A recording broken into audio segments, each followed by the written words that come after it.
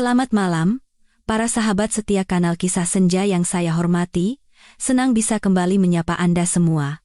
Dalam hidup, terkadang kemalangan datang tanpa permisi, seperti badai yang mengamuk, dan dalam sekejap merenggut semua yang kita yakini paling kokoh. Seorang istri yang terbaring tak berdaya diranjang akibat kecelakaan tak terduga. Dan suami yang pernah berjanji sehidup semati, kini menggandeng tangan wanita lain dan pergi tanpa menoleh sedikit pun. Hidup wanita itu seakan berakhir di sana. Namun, di tengah kegelapan yang paling pekat, seberkas cahaya datang dari arah yang tak pernah ia duga. Ayah mertuanya. Dari sanalah, sebuah perjalanan baru dimulai. Bukan perjalanan untuk balas dendam, melainkan perjalanan untuk bangkit dengan kekuatannya sendiri dan menemukan kembali arti hidupnya yang sejati. Kisah ini bukan sekadar cerita tentang seorang wanita yang dikhianati. Ini adalah catatan tentang hati yang kuat, yang terluka namun tak pernah tumbang. Sahabat sekalian, mari kita simak bersama kisah ini, dan semoga kita bisa merasakan bahwa sekalipun takdir mendorong kita ke jurang penderitaan yang paling dalam, selama ada keyakinan di hati, kita pasti bisa melangkah keluar dari kegelapan menuju kehidupan yang gemilang. Cerita ini dimulai pada suatu sore yang mendung di bulan April. Langit, seolah cermin dari hidupku, tiba-tiba menumpahkan hujan deras. Namaku Sari, usiaku 33 tahun. Aku bekerja sebagai akuntan di sebuah perusahaan dagang kecil di kota kami di Jawa Tengah. Sebelum kecelakaan itu, hidupku bisa dibilang sempurna dan membuat banyak orang iri. Suamiku, Bima, seorang manajer proyek konstruksi, sering bepergian keluar kota untuk urusan pekerjaan dan jarang di rumah, tetapi ia selalu berdedikasi untuk keluarga. Aku tinggal bersama ayah mertuaku, seorang pria pendiam dan terkesan kaku, namun hatinya sangat hangat. Di mataku, Bapak adalah sosok yang paling lembut dan panutan bagi semua orang. Aku ingat betul hari itu. Hari yang memutarbalikkan seluruh hidupku. Sepulang kerja, aku menerima telepon dari suamiku. Ia bilang sedang ada proyek di Surabaya dan mungkin baru bisa pulang seminggu lagi. Ia berpesan agar aku rajin minum vitamin dan menjaga bapak yang belakangan ini mengeluh sakit pinggang. Aku tertawa dan menjawab, "Iya, Mas." Aku mengerti, lalu bergegas pulang. Langit sudah sangat gelap, membuatku terburu-buru ingin segera sampai di rumah setelah mampir ke pasar. Tapi aku tak pernah menyangka, jalan yang begitu kukenal akan menjadi saksi bisu sebuah tragedi mengerikan. Tiba-tiba, dari sebuah gang, sebuah truk besar kehilangan kendali dan meluncur ke arahku. Aku menginjak rem sekuat tenaga, tetapi suara benturan yang memekakkan telinga membuat pandanganku seketika menjadi gelap. Aku tidak ingat apa-apa lagi setelah itu.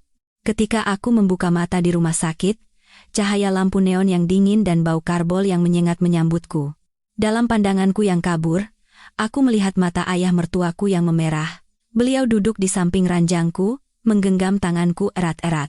Bapak tidak berkata apa-apa, hanya menatapku dengan sorot mata penuh penderitaan. "Kamu sudah sadar, Nak?" "Syukurlah," suara bapak serak. Dokter bilang, "Ini sebuah keajaiban kamu bisa selamat." Aku ingin mengangguk, ingin bertanya apa yang terjadi, tetapi tubuhku sama sekali tidak bisa digerakkan. Baru setelah dokter datang, aku mendengar kabar yang seperti petir di siang bolong. Tulang belakangku cedera parah.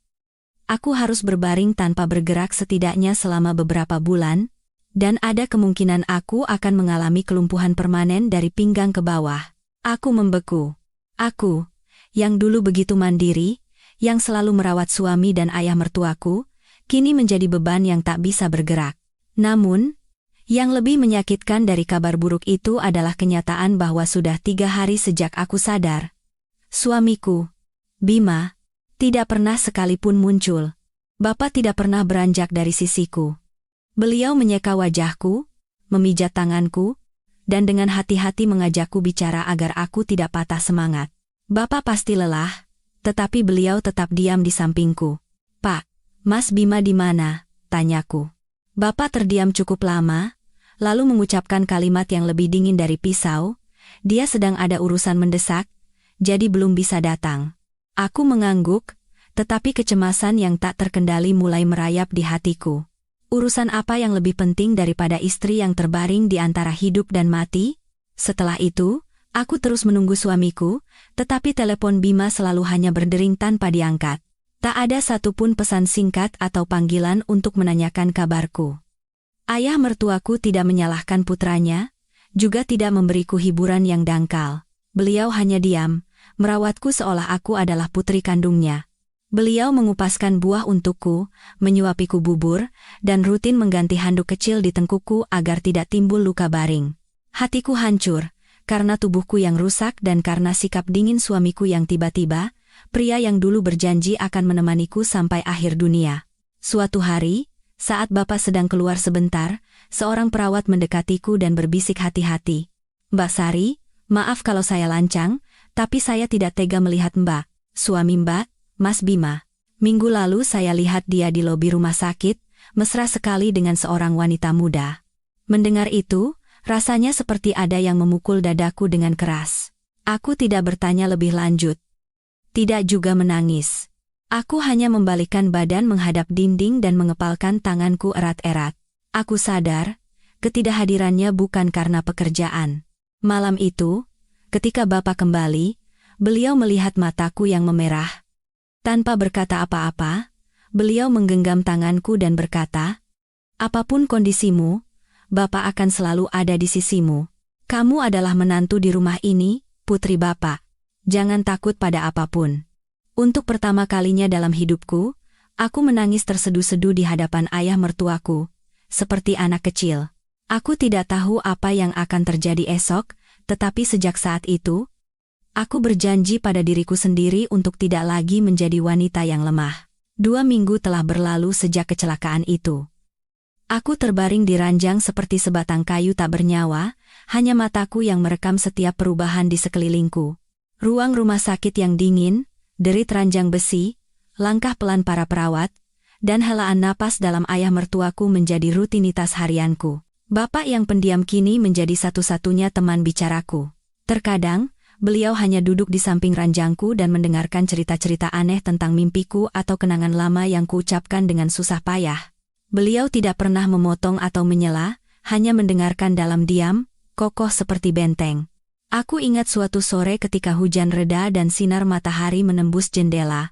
Bapak membantuku mengangkat bagian atas tubuhku dengan alat bantu, lalu dengan sabar menyeka wajah dan tanganku dengan handuk hangat.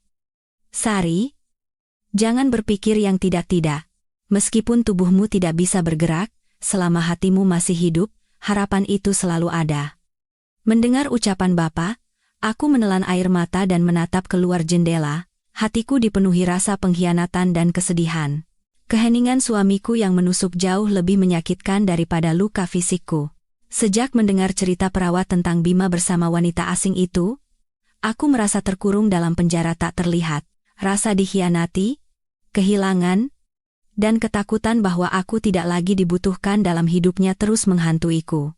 Suatu malam, saat aku baru saja terlelap, telepon di kamar berdering. Bapak melirik layar ponselnya, lalu diam-diam keluar. Aku tahu itu telepon dari Bima, dan aku menajamkan telingaku. Terdengar suara Bapak, tidak keras, tetapi tegas. "Bima, apa kamu tahu istrimu sekarang ini hidup atau mati? Hampir sebulan kamu pergi dari rumah tanpa kabar. Apa kamu pikir caramu ini manusiawi?" Bapak mengambil napas kasar, lalu menambahkan, "Sari tidak bilang apa-apa, tapi aku ini ayahnya. Aku tahu dari sorot matanya yang menahan tangis setiap hari. Kalau kamu sudah tidak punya perasaan lagi padanya, jangan pernah kembali. Selama aku masih bernapas, aku yang akan merawat anak ini." Aku menggigit bibirku. Meskipun tidak ada yang mengatakannya secara langsung, aku tahu Bima bukan lagi suami yang kucintai. Memasuki minggu keempat di rumah sakit, bagian bawah tubuhku masih mati rasa, tetapi mentalku sedikit lebih stabil. Dokter bilang kemungkinan untuk pulih hanya 30%, tetapi aku tidak takut. Yang benar-benar kutakutkan adalah suatu hari nanti, Bapak juga akan meninggalkanku, dan aku akan sendirian di dunia ini. Namun, Bapak menepati janjinya. Pagi hari beliau membuatkan teh dan bubur, membersihkan tubuhku. Malam hari, beliau terjaga, mengantisipasi jika aku mimpi buruk atau perlu mengubah posisi. Suatu kali aku bertanya, "Pak, pulanglah dulu beberapa hari untuk istirahat." Rumah pasti berantakan. Bapak menatapku dengan mata memerah. Dulu, aku sudah kehilangan ibumu. Kali ini, aku tidak bisa kehilanganmu juga. Aku terdiam. Ibu Bima, ibu mertuaku, meninggal karena stroke pada tahun pertama pernikahanku. Aku yang masih beradaptasi dengan kehidupan baru tidak punya banyak waktu untuk membangun ikatan yang dalam dengannya. Kehilangan istrinya membuat bapak tenggelam dalam keheningan yang dalam, dan mengubahnya menjadi orang yang kehilangan tawa. Dan kini, bapak yang sama mengorbankan sisa masa tuanya untukku, menantunya yang tidak punya hubungan darah sedikit pun. Aku merasa begitu kecil dibandingkan dengan kebesaran hatinya. Pada minggu kelima, sebuah insiden yang menggemparkan seluruh rumah sakit terjadi. Suatu sore, ketika aku tertidur karena lelah, terdengar keributan dari koridor, pintu kamarku tiba-tiba terbuka, dan seorang wanita muda dengan riasan tebal dan membawa seikat bunga besar masuk. Di belakangnya, berdiri Bima. Aku membeku. Wanita itu, dengan rok pendeknya, tersenyum cerah tanpa canggung sedikit pun. "Halo, Mbak Sari. Aku Rina, adiknya Mas Bima. Hari ini aku datang menjenguk bareng Mas Bima." Sebelum aku sempat bereaksi, ayah mertuaku maju dan berdiri di depan ranjangku. "Tidak perlu bersandiwara. Cepat keluar dari sini." Bima, yang berdiri di belakangnya, menatapku dengan wajah dingin tanpa menyapa, lalu berkata, "Pak, jangan begitu. Rina hanya ingin melihat wajah Mbak Sari." Ayah mertuaku gemetar karena marah, menatap tajam ke arah Bima, matanya penuh dengan kekecewaan yang mendalam. "Istrimu terbaring tak berdaya, dan kamu membawa wanita lain ke sini untuk dipamerkan seperti piala? Kamu bukan anakku lagi." Aku terbaring di ranjang, merasakan jantungku hancur berkeping-keping. Meskipun aku sudah mencoba mempersiapkan diri, melihat suamiku berdiri mesra dengan wanita lain benar-benar tak tertahankan. Rina mendengus, lalu menarik lengan Bima untuk pergi. Sebelum keluar, ia menoleh dan melemparkan satu kalimat padaku. Kukira Mbak orangnya santai, ternyata selemah ini. Kalau hidup pun cuma jadi beban buat Mas Bima. Aku memejamkan mata. Setetes air mata panas mengalir di pipiku. Malam itu, Bapak duduk lama di sampingku tanpa berkata apa-apa, memijat tanganku seperti biasa. Jauh malam, barulah beliau membuka suara, "Sari, jika kamu ingin bercerai, Bapak akan menjadi saksimu. Kamu tidak salah apa-apa. Bapak tidak akan membiarkan orang lain menginjak-injakmu lagi." Aku menatap Bapak dan mengangguk pelan. Untuk pertama kalinya sejak kecelakaan, aku menggerakkan kepalaku atas kemauanku sendiri. Karena aku tahu, tidak ada lagi yang perlu ditunggu. Namun, aku tidak menyadari bahwa tindakan yang mulai Bapak persiapkan diam-diam setelah anggukanku itu akan menjadi titik balik besar dalam hidupku. Setelah sore yang memalukan itu, rumah sakit menjadi sangat sunyi. Semakin sedikit orang yang menjengukku. Beberapa rekan kerja hanya menitipkan salam melalui perawat. Semua orang mengasihani kondisiku, terutama setelah melihat Bima secara terang-terangan membawa selingkuhannya ke rumah sakit. Tak ada yang mengucapkannya, tetapi sorot mata mereka penuh dengan belas kasihan yang tak terkatakan. Aku, yang terbaring tak berdaya, bukan hanya kehilangan kemampuan berjalan, tetapi juga kehilangan suami yang telah berjanji sehidup semati. Ia menghilang dari hidupku tanpa menoleh sedikit pun. Bima tidak pernah muncul lagi. Seolah ia tidak pernah ada dalam hidupku. Kini, hanya ayah mertuaku yang menemaniku pagi dan sore. Namun, aku menyadari Bapak sedikit berubah sejak hari itu. Beliau menjadi lebih pendiam dan sering tenggelam dalam pikirannya. Malam hari, bukannya tertidur di samping ranjangku, beliau sering pergi ke balkon dan berbicara dengan seseorang di telepon, samar-samar. Aku mendengar kata-kata seperti pengacara dan dokumen. Aku penasaran, tetapi tidak punya tenaga untuk bertanya. Suatu hari, saat aku demam ringan, Bapak mendekat, menyeka dahiku, lalu duduk di sampingku.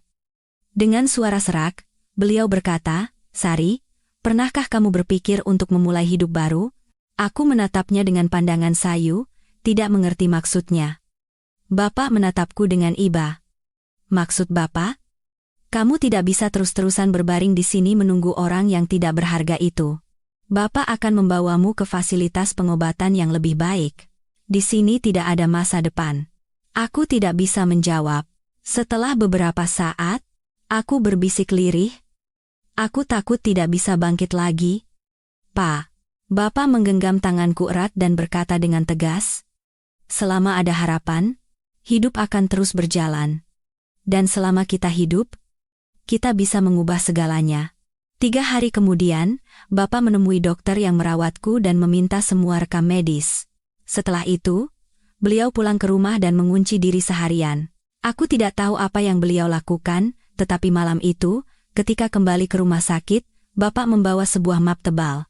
Di dalamnya, ada daftar dan brosur pusat rehabilitasi spesialis dari Jakarta, Bali, bahkan dari luar negeri. Berapapun biayanya, Bapak akan membawamu ke sana, kata Bapak.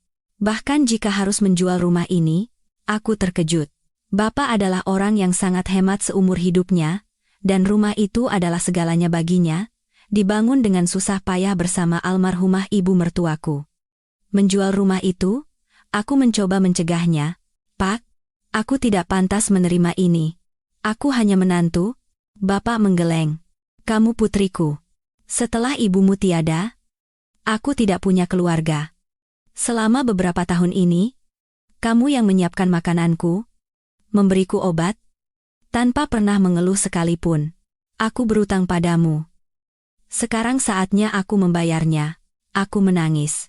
Bukan karena kesedihanku, tetapi karena tersentuh oleh ketulusan seorang pria tua yang punggungnya mulai membungkuk. Selama beberapa hari berikutnya, Bapak diam-diam mengurus semuanya dengan pengacara. Aku tahu beliau mengerjakan 2 hal sekaligus. Pertama, mengajukan gugatan cerai atas namaku sebagai wali, karena aku tidak bisa bergerak. Kedua, menjual rumah atas namanya untuk membiayai perawatanku. Tidak lama kemudian, pengacara Bapak datang menemuiku di rumah sakit. Ia membawa draft gugatan cerai dan dokumen terkait harta Gono Gini. Aku tidak bisa menandatanganinya, tetapi aku mengangguk sebagai tanda setuju. Bapak menggenggam tanganku dan berkata dengan suara sekokoh batu karang, mulai sekarang, jangan lihat ke belakang. Lihatlah ke depan. Aku akan menemanimu. Kata-kata itu memberiku keyakinan yang luar biasa. Aku setuju untuk pindah rumah sakit. Bapak memilih sebuah pusat rehabilitasi terkenal di Bali yang memiliki spesialis cedera tulang belakang. Dalam 3 minggu, semua proses selesai. Aku, yang tadinya hanya seorang pasien di kamar sempit, kini dipindahkan dengan ambulans, meninggalkan tempat yang penuh dengan kenangan paling menyakitkan dalam hidupku. Aku ingat betul pagi hari saat kami pindah, tepat sebelum petugas medis memindahkanku ke tandu, Bapak menggenggam tanganku, menatap mataku lekat-lekat, dan mengucapkan kalimat yang tak akan pernah kulupakan. Mulai hari ini, Bapak adalah penopangmu. Entah kamu memakai kursi roda atau berjalan dengan kedua kakimu, kamu adalah orang yang berhak hidup dengan terhormat. Aku tidak bisa berkata apa-apa. Tenggorokanku tercekat, air mata mengalir tanpa suara. Perjalanan ke pusat rehabilitasi baru tidaklah mudah. Perjalanan panjang membuatku lelah, tetapi Bapak tidak pernah meninggalkanku sedetik pun. Beliau menyewa sebuah kamar kos kecil di dekat pusat rehabilitasi dan setiap hari 2 kali mendorong kursi rodaku ke ruang terapi. Awalnya, aku pikir Bapak hanya mengkhawatirkan kesehatanku. Tetapi aku salah. Selama di Bali, aku tahu Bapak menyembunyikan sesuatu. Setiap malam, setelah aku tidur, Bapak akan keluar selama sekitar 1 jam. Ketika kutanya, beliau hanya tersenyum dan berkata, "Pinggang Bapak sakit? Jadi jalan-jalan sebentar." Namun, aku melihat matanya yang memerah dan punggungnya yang basah oleh keringat meskipun cuaca dingin. Aku mulai curiga. Lalu suatu malam, saat aku tak sengaja terbangun, ponsel Bapak jatuh di atas ranjangku. Layarnya masih menyala, dan di sana ada sebuah pesan, "Pengintaian selesai." Semua sesuai dengan arahan Bapak. Aku membeku. Siapa yang mengirim pesan itu? Siapa yang diintai? Dan apa yang sesuai dengan arahan? Hawa dingin kecurigaan merayap di punggungku. Mungkinkah Bapak sedang menyelidiki sesuatu? Mungkinkah di balik hilangnya Bima dan wanita itu ada sesuatu yang lebih dari sekadar perselingkuhan? Mungkinkah Bapak, orang paling pendiam di keluarga ini, diam-diam melakukan sesuatu yang mengerikan? Sejak malam itu, aku tidak bisa tidur. Sekalipun tubuhku lelah, Pesan asing yang tak sengaja kulihat di ponsel ayah mertuaku terus berputar di kepalaku. Pengintaian selesai. Semua sesuai dengan arahan Bapak. Kalimat sederhana namun penuh makna itu membuka kemungkinan mengerikan yang tak pernah berani kubayangkan, bahwa selama aku terbaring di rumah sakit, di balik kecelakaan yang menimpaku, ada cerita lain yang tersembunyi. Keesokan paginya, Bapak bersikap seperti biasa. Menyiapkan sarapan, membantuku membersihkan diri, lalu mendorong kursi rodaku ke pusat rehabilitasi. Beliau masih berbicara dengan lembut dan menyemangati setiap gerakan kecilku, tetapi aku melihat sesuatu yang berat tersembunyi di balik ketenangan matanya. Selama sesi terapi pagi, aku tidak bicara apa-apa. Aku menunggu. Menunggu Bapak mengatakan sesuatu terlebih dahulu. Tapi beliau tidak membuka mulutnya. Sore harinya, saat aku sedang beristirahat, Bapak datang membawa teh dan duduk diam di sampingku. "Sari," panggil Bapak dengan suara yang tenang seperti biasa, namun terasa asing. "Ada yang ingin Bapak sampaikan?" Jantungku berdebar kencang. Aku hanya mengangguk pelan. Ayah mertuaku menuang teh ke cangkir, lalu menghela napas panjang. "Bapak tidak ingin terburu-buru, tapi sepertinya kamu harus tahu." Aku menelan ludah, mempersiapkan diri.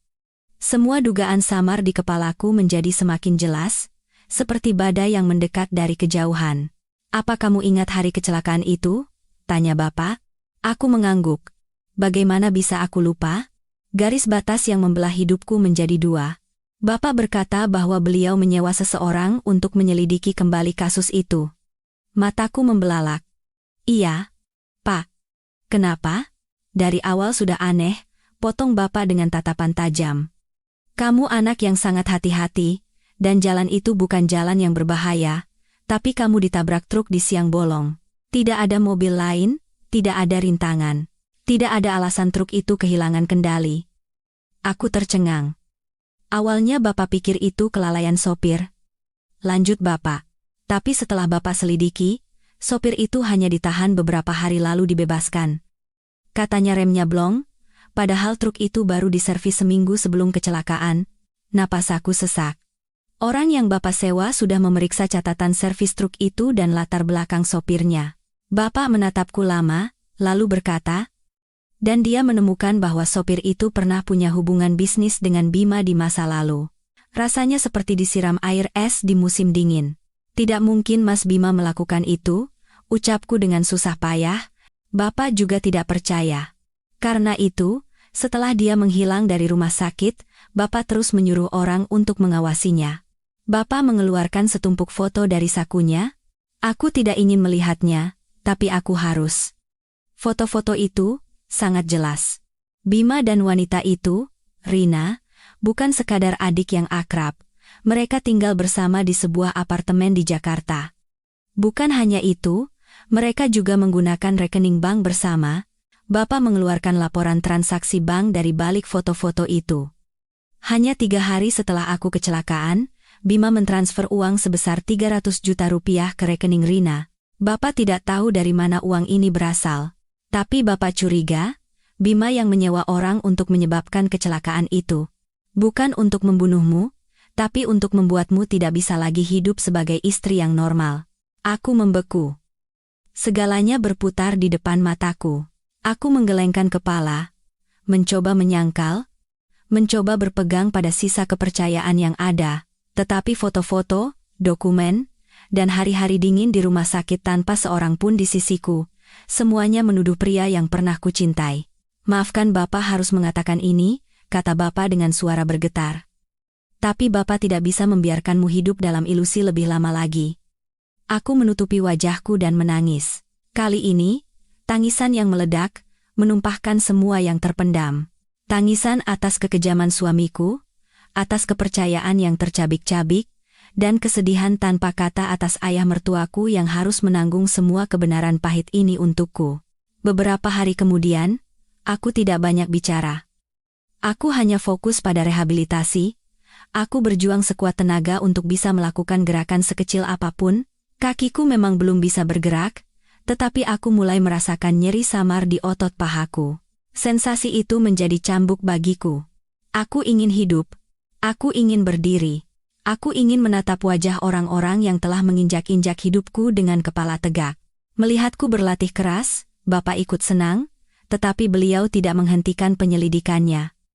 Kita butuh bukti yang kuat untuk membawanya ke pengadilan, kata Bapak. Dokumen perceraian saja tidak cukup. Jika Bima memang terlibat dalam kecelakaan itu, dia harus menanggung akibatnya. Aku tidak mencegah Bapak. Untuk pertama kalinya, aku merasakan dengan jelas apa artinya ikatan keluarga yang tidak terhubung oleh darah. Seorang ayah yang bukan ayah kandungku, begadang dan berjuang mencari keadilan untukku dengan perasaan hati yang terkoyak. Pada minggu ke-7 perawatan, sebuah titik balik terjadi. Aku berhasil membalikkan tubuhku ke kiri sendiri, dan indera peraba di perut bagian bawahku mulai kembali. Dokter mengatakan kemajuannya jauh lebih cepat dari yang diperkirakan. Aku sangat bahagia, sampai-sampai aku menangis sepanjang sore. Bapak diam-diam memalingkan wajah, tetapi aku melihatnya menyeka air mata. Bagus, Sari. Kamu hebat sekali, kata Bapak. Aku menggenggam tangan Bapak, dan untuk pertama kalinya bisa tersenyum tulus. Namun, keesokan harinya, badai datang lagi. Pagi-pagi sekali, saat aku baru bangun dari tidur nyenyak, terdengar suara orang-orang dari luar kamar. Sesaat kemudian, pintu terbuka, dan aku membeku. Bima. Dia tampak kuyu, matanya bengkak, dan pakaiannya berantakan. Tapi yang membuatku merinding bukan penampilannya, melainkan sorot matanya. Dia menatapku dengan campuran rasa kaget dan takut. Sari. Kamu masih hidup. Napas aku seakan berhenti. Bima mendekat dan tergagap. Aku dengar kamu sedang dalam pemulihan, jadi aku datang menjemputmu. Bapak, yang masuk dari luar pintu, tanpa kata meletakkan map tebal di atas meja. Bima melihatnya dan wajahnya langsung pucat pasi. Jangan bersandiwara. Aku sudah tahu semuanya, kata Bapak. Bapak? Jangan panggil aku Bapak. Udara di dalam ruangan menjadi lebih berat daripada suasana menjelang badai. Di luar jendela, langit Bali tertutup awan kelabu, dan angin menderu seolah pertanda buruk. Bima berdiri kaku di hadapanku, dan di hadapan pria yang sejak kecil ia panggil ayah dan ia hormati. Namun hari ini, tatapan ayah mertuaku padanya adalah tatapan pada orang asing. Seseorang yang mungkin menjadi dalang di balik kebohongan, pengkhianatan, dan perbuatan yang membuat istrinya lumpuh. Aku berbaring di ranjang, diam-diam menyaksikan kedua pria itu berhadapan. Ratusan pertanyaan tanpa nama berputar di benakku. Aku bingung, marah, dan takut. Aku takut jika kebenaran yang terungkap akan jauh lebih mengerikan dari yang kubayangkan. Bima menunduk, bibirnya bergetar. Setelah hening sejenak, ia menghela napas panjang dan berkata dengan suara kering, "Saya minta maaf." Hanya 3 kata, tetapi itu adalah kata-kata yang tidak ingin didengar oleh siapapun di ruangan ini. Ayah mertuaku mengepalkan tangannya, berusaha keras menahan diri. Beliau mengeluarkan setumpuk dokumen dari saku jasnya, meletakkannya di atas meja, dan menatap lurus ke arah Bima. Aku tidak akan membahas soal kamu tinggal dengan perempuan bernama Rina itu. Kamu mengkhianati istrimu, itu bukan urusanku. Tapi kecelakaan itu, apa kamu terlibat atau tidak? Tubuh Bima menegang. Sepertinya ia tidak menyangka ayahnya akan menyelidiki sedalam ini. Papa, itu tidak seperti yang Bapak pikirkan. Jangan berbelit-belit. Bapak menggebrak meja, mengucapkan setiap kata dengan penekanan. Aku terkejut. Belum pernah aku melihat Bapak semarah itu. Bima mundur selangkah. Kedua tangannya saling meremas cemas. Ia menunduk, terengah-engah untuk waktu yang lama, lalu terduduk di kursi dan berkata lirih, "Bukan saya yang merencanakannya. Tapi, saya tahu sebelumnya." Kata-kata itu seperti sengatan listrik yang menghantam jantungku. Aku berusaha mengangkat tubuhku dan menatap Bima tajam. "Kamu tahu kecelakaan itu akan terjadi?" Bima tidak berani menatapku. Ia mengangguk. "Rina yang melakukannya. Dia bilang punya kenalan di dunia hitam. Katanya kamu terus-terusan meneleponku dan mengganggu hidup mereka, jadi dia ingin memberimu sedikit pelajaran." Napas aku sesak. Aku bahkan sulit bernapas. "Rina bilang dia hanya akan memberimu pelajaran, tidak akan melukaimu parah. Katanya kalau kamu syok, akan lebih mudah untuk bercerai." Bima gemetar. Wajah ayah mertuaku menjadi pucat, dan urat-urat tebal menonjol di lengannya. Sepertinya beliau akan melayangkan pukulan kapan saja, tetapi beliau menahannya. "Jadi, kamu membiarkannya begitu saja?" tanya bapak. Bima tidak menjawab. Ayah mertuaku berdiri tegak dan mengangkat tangannya. Aku ketakutan, tetapi tepat pada saat itu, bapak menghentikan lengannya di udara dan perlahan-lahan menurunkannya. Telapak tangannya yang gemetar terbuka. Bapak terduduk lemas di kursi, seolah seluruh tenaga hidupnya terkuras bersama amarahnya. "Aku kira kamu orang terpelajar, ternyata kamu hanya seorang pengecut." Bima menunduk semakin dalam. Aku memalingkan wajah ke dinding. Dadaku sakit seperti terkoyak, dan setiap kata-katanya menjadi bilah pisau yang mengiris benakku. Mungkin ia tidak secara langsung menyewa orang, tapi mengetahui dan membiarkannya terjadi itulah pengkhianatan yang paling keji. "Kenapa? Kenapa kamu melakukan itu?" Tanyaku tak tertahankan di sela-sela air mata. Bima ragu-ragu. "Aku tidak mau hidup miskin. Aku takut harus hidup selamanya dengan istri yang sudah tidak kucintai lagi. Rina memberiku kesempatan bisnis, di belakangnya ada orang hebat. Sedangkan kamu hanya perempuan yang setiap hari menghitung uang, memasak, dan mengkhawatirkan urusan rumah tangga." Aku tertawa hampa, tawa yang seolah menguras habis sisa harga diriku. "Lalu saat aku menabung sedikit demi sedikit untuk membangun rumah bersamamu, saat aku menjual perhiasan pernikahanku untuk membantumu modal usaha, saat itu aku apa?" Bima terdiam. Aku menatap matanya untuk terakhir kalinya. "Aku memaafkanmu. Bukan karena kamu pantas dimaafkan, tapi karena aku tidak mau terikat sedetik pun lagi dalam hubungan sampah ini." Baru saat itulah ayah mertuaku angkat bicara dengan berat. "Aku sudah melapor ke polisi. Jika ada bukti Rina terlibat dalam kecelakaan ini, penyelidikan akan dimulai, bersiap-siaplah." Bima sontak berdiri. "Bapak, apa Bapak benar-benar akan membuangku? Kamu yang lebih dulu membuang keluarga ini, Bima." Suara ayah mertuaku terdengar seolah menua 10 tahun. Bima pergi seperti seorang pecundang. Tanpa ucapan selamat tinggal, tanpa permintaan maaf. Ia menghilang dari Bali, sama seperti ia menghilang dari hidupku. Seharian itu aku hanya berbaring, tidak makan, tidak tidur, tetapi untuk pertama kalinya dalam 2 bulan, hatiku terasa lebih ringan. Sakit, tetapi rasa sakit itu seperti bisul yang akhirnya pecah. Aku tidak akan lagi terjebak dalam pertanyaan mengapa. Ayah mertuaku duduk diam di sisiku, lalu mengeluarkan selembar kertas dari sakunya, surat pernyataan hibah properti. Isinya menyatakan bahwa uang hasil penjualan rumah lama telah dimasukkan ke rekening atas namaku untuk biaya pengobatan dan masa depanku. Aku terperangah. "Pak, jangan. Bagaimana mungkin saya menerimanya? Itu rumah Bapak. Jika orang yang ingin aku tanggung seumur hidupku adalah kamu, alasan itu sudah cukup," kata Bapak. Aku menangis. Kali ini, air mata haru. Aku tidak punya orang tua, tetapi aku punya seorang ayah sejati, meskipun tidak ada ikatan darah. Minggu berikutnya, aku terus fokus pada fisioterapi. Tubuhku masih lemah, tetapi dokter mengatakan kemungkinan pulih sangat tinggi. Semua orang kagum dengan kecepatan pemulihanku, namun, di minggu yang sama, aku menerima telepon dari Polres Bali, kabar bahwa Rina telah ditangkap. Suara polisi di seberang telepon terdengar tegas, dan ia menyebutkan sebuah nama yang sama sekali tidak kami duga. Hari saat aku menerima telepon dari kantor polisi, cuacanya sangat cerah. Sinar matahari bulan Juni di Bali tidak terlalu panas, juga tidak terlalu lembut. Seperti hati seseorang yang berada di persimpangan takdir, udara bergetar di bawah sinarnya. Detektif di seberang telepon berbicara dengan nada tenang. "Ibu Sari, saya dari Satuan Reserse Kriminal. Kasus kecelakaan yang menimpa Ibu saat ini sedang dalam tahap penyelidikan. Dalam proses pemeriksaan terhadap seorang wanita bernama Rina, rekan suami Ibu, kami menemukan nama seseorang yang sama sekali tidak kami duga." Aku mencengkeram pegangan ranjang. Jantungku berdebar kencang.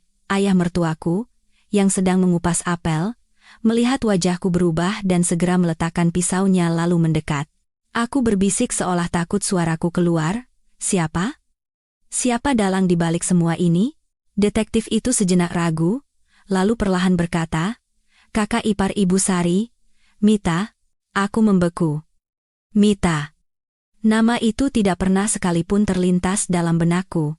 Mita, kakak tiri Bima, yang belasan tahun lalu pergi ke luar negeri dan hanya sesekali pulang saat peringatan kematian ibunya. Terakhir kali aku melihatnya 3 tahun lalu.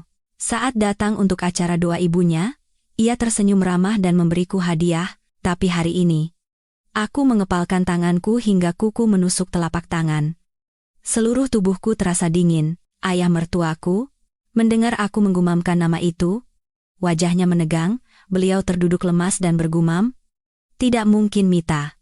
Mita itu kakaknya." Aku menatap bapak dengan tenggorokan tercekat. "Pak, apa bapak tahu alasannya? Kenapa dia melakukan ini padaku?" Bapak menggeleng, lalu seolah mengangguk ragu. Akhirnya, beliau menghela napas panjang dan membuang pandangannya keluar jendela, seolah menelusuri masa lalu. 20 tahun yang lalu, saat Ibu Bima masih hidup, Mita punya kekasih.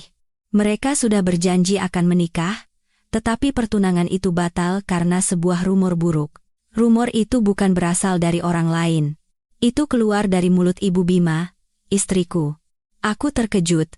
Bapak melanjutkan, Ibu Bima tidak menyukai Mita. Karena Mita adalah putri dari istri pertamaku.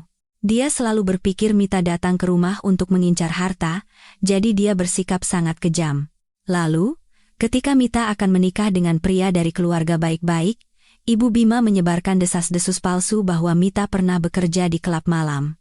Aku menahan napas. Rumor itu sampai ke keluarga si pria, dan pertunangan pun batal. Pria itu pergi ke Australia. Mita juga langsung pergi ke luar negeri setelah itu. Selama belasan tahun dia tidak kembali dan hanya mengirim hadiah, tapi pasti di dalam hatinya dia menyimpan dendam. Aku diam-diam menyatukan semua kepingan puzzle. Dendam masa lalu. Fakta bahwa Bima adalah adik tiri Mita. Dan Rina, selingkuhan Bima, secara kebetulan mengenal Mita saat mereka sama-sama kuliah di luar negeri dalam sebuah perkumpulan mahasiswa Indonesia. Semuanya bukan lagi kebetulan, aku terengah-engah, jadi, untuk balas dendam, ayah mertuaku mengangguk dengan mata cekung. Bapak pikir, sasaran Mita bukan kamu. Tujuannya adalah Ibu Bima. Tapi karena ibunya sudah meninggal, dia melampiaskan semua kemarahannya padamu. Dia pasti berpikir kamu telah merebut semua yang ia impikan. Harta, status, dan kebahagiaan. Aku merinding.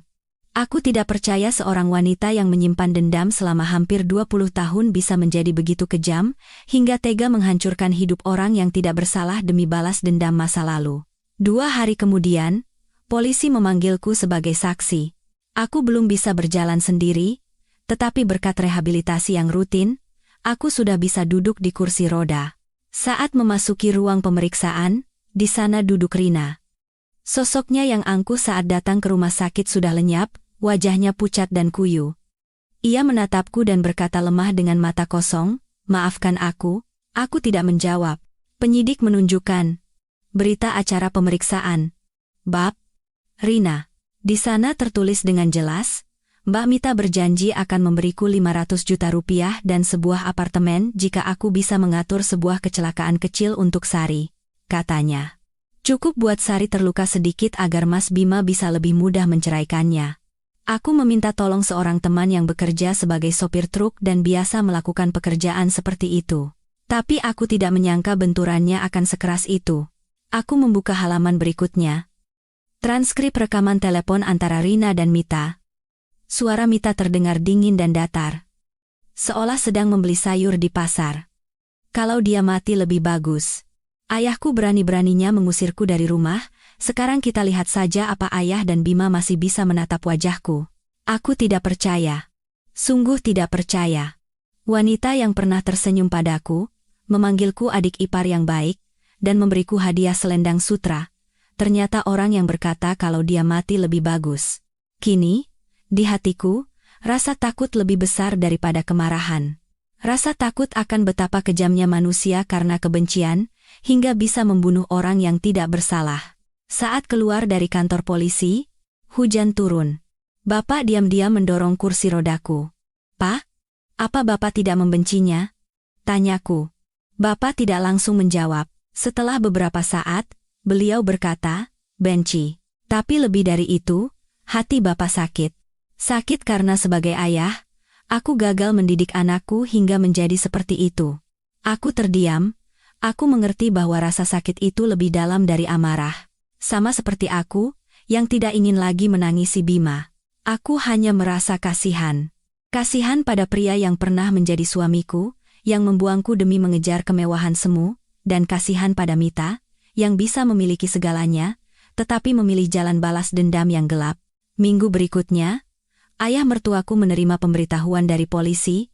Polisi secara resmi menaikkan status kasus, menahan Rina, dan sedang memproses ekstradisi Mita ke Indonesia untuk penyelidikan bersama. Aku tidak terlalu memikirkan kasus itu lagi. Aku hanya fokus pada pemulihan. Dan akhirnya, suatu pagi di awal bulan, dokter masuk dengan senyum cerah. "Selamat, Bu Sari. Anda sudah bisa berdiri." Aku hampir menangis. Ayah mertuaku berdiri di sampingku, menggenggam tanganku erat. Beliau tidak berkata apa-apa, tetapi aku melihat matanya yang memerah. "Pak," kataku dengan suara bergetar, "aku berdiri. Aku akan terus hidup, bukan untuk balas dendam, tapi untuk membuktikan bahwa aku tidak hancur." Bapak mengangguk dan menepuk bahuku pelan. "Benar, manusia itu kuat bukan karena tidak pernah jatuh, tapi karena kemampuannya untuk bangkit kembali setelah jatuh. Aku tidak akan pernah melupakan pagi itu. Pagi yang damai di ujung terowongan panjang yang sepertinya tak bercahaya. Setelah lebih dari 2 bulan fisioterapi, akhirnya aku bisa berdiri dengan kedua kakiku sendiri. Masih lemah dan butuh bantuan, tapi aku berhasil. Setiap langkah adalah pertarungan melawan rasa sakit dan ketakutan. Tapi aku berhasil. Perasaan itu, tidak ada yang bisa memahaminya kecuali aku dan ayah mertuaku yang tua, yang telah menggenggam tanganku dan menuntunku dari tepi jurang keputusasaan menuju puncak harapan. Pagi itu, Bapak membuatkan bubur ayam dan tumis kangkung yang tertata rapi, sama seperti saat aku terbaring tak berdaya. Tapi kali ini, aku sendiri yang memegang mangkuk, duduk di kursi, dan menatap Bapak dengan rasa terima kasih yang paling dalam. "Aku sudah bisa makan sendiri, Pak," kataku. Bapak hanya tersenyum. Saat kami sedang sarapan, bel pintu berbunyi. Entah kenapa, jantungku berdebar lebih kencang dari biasanya. Aku punya firasat kuat bahwa orang di luar bukanlah orang asing. Ayah mertuaku membuka pintu, dan aku mendengar suara langkah yang kukenal. Lambat, sedikit lelah, tapi masih dengan sikap yang familiar. Bima. Dia mengenakan kemeja putih yang kusut, dan di tangannya ada sebuah amplop dokumen tebal. Di sampingnya berdiri seorang pria kurus tinggi dengan raut wajah dingin seperti seorang staf kantor hukum. Aku berdiri dari kursi dan membeku. Bima menatapku lekat-lekat, pandangannya sedikit goyah. Mungkin dia sendiri tidak pernah membayangkan aku bisa berdiri. Dia tampak bingung, melirik ayah mertuaku, lalu menatapku. "Aku dengar kamu sudah baikan. Aku datang untuk menyelesaikan masalah yang tersisa." Aku tidak berkata apa-apa. Pandanganku hanya tertuju pada amplop di tangannya. "Apa ini?" tanya ayah mertuaku dengan tegas. Pria yang datang bersama Bima menjawab, "Saya pengacara Mas Bima. Hari ini kami datang untuk membahas masalah pembagian harta Gonogini pasca perceraian. Sekaligus, kami ingin menyelesaikan masalah rumah yang saat ini Bapak dan Bu Sari tinggali. Secara hukum, rumah itu adalah harta bersama." Udara di ruangan itu seketika membeku. Aku tertegun. Ayah mertuaku berdiri terpaku, lalu mendekat dan merebut amplop itu. Beliau membukanya dan membaca lembar demi lembar. Isinya adalah surat kesepakatan pembagian harta, dengan lampiran permintaan untuk menghapus namaku dari sertifikat rumah di desa. Rumah yang biaya pembangunannya lebih dari separuh kubiayai, rumah tempat kami tinggal bersama selama 6 tahun. Aku menoleh pada Bima. "Apa yang kamu mau?" Bima menghindari tatapanku, tapi berusaha bersikap biasa. "Kita sudah bercerai, masalah perasaan sudah selesai. Tapi lebih baik kita selesaikan masalah harta dengan jelas untuk kebaikan kita berdua di masa depan." Aku tertawa hampa. Tawa yang sangat pahit. "Kamu membuatku lumpuh dan membiarkanku mati di rumah sakit. Sekarang setelah aku bisa berdiri, kamu kembali untuk meminta rumah?" Bima tidak menjawab. Ayah mertuaku melempar tumpukan dokumen itu ke lantai. Matanya memerah. "Bima, apa kamu ini manusia? Pak, aku tidak punya pilihan. Aku kehilangan pekerjaan, Rina masuk penjara. Aku butuh uang untuk memulai lagi. Aku yang memberimu makan dan menyekolahkanmu. Istrimu yang memberimu modal untuk mendirikan perusahaan. Sekarang kamu datang meminta rumah pada orang yang hendak kamu buang? Apa ini masuk akal? Ayah mertuaku gemetar karena marah, mengucapkan setiap kata dengan penekanan. Anehnya, aku merasa sangat tenang. Mungkin karena sudah sampai pada titik ini, aku tidak bisa lagi merasakan sakit. Aku menatap lurus ke mata Bima. Katakan dengan jelas apa yang kamu mau. Rumah itu atas nama kita berdua. Aku yang membayar 60% biaya pembangunannya, dan aku punya semua kwitansinya. Kalau mau dibagi, kita bagi sesuai persentase itu. Pengacara itu mencoba menyela, tapi aku mengangkat tangan. Tunggu, bicaraku belum selesai. Aku mengeluarkan salinan laporan transaksi bank yang disimpan ayah mertuaku dari saku. Di sana tercatat semua bukti transferku padanya selama 6 tahun, dari biaya pembelian tanah, renovasi, hingga biaya pengobatan ibunya. Ini uang yang kupinjamkan padamu. Aku tidak akan memintanya kembali. Tapi kalau kamu mau penyelesaian yang jelas, aku juga akan meladenimu sampai akhir. Pengacara itu melirik dokumen, lalu berbisik sesuatu ke telinga Bima. Wajah Bima pucat pasi. Aku melanjutkan, dan jika perlu, aku bisa menuntutmu atas tuduhan keterlibatan dalam perencanaan kecelakaan. Mungkin tidak ada bukti jelas kamu yang menyewa orang, tapi mengetahui dan tidak mencegahnya, itu juga kejahatan. Wajah Bima membiru. Aku tidak menyangka kamu akan sejauh ini. Aku mengangguk. Tentu saja. Kamu selalu menganggapku lemah. Tapi orang yang berdiri di hadapanmu sekarang bukan lagi wanita yang menunggu suaminya di rumah sakit. Ayah mertuaku berdiri di sampingku dan berkata dengan tegas, jika kamu masih punya sedikit rasa malu, ambil dokumenmu dan enyahlah dari hidup anak ini, dan sisa hidupku, biar aku yang menjaganya. Pengacara itu mengangguk pelan pada Bima, dan tanpa berkata apa-apa, Bima berbalik dan pergi bersama pengacaranya.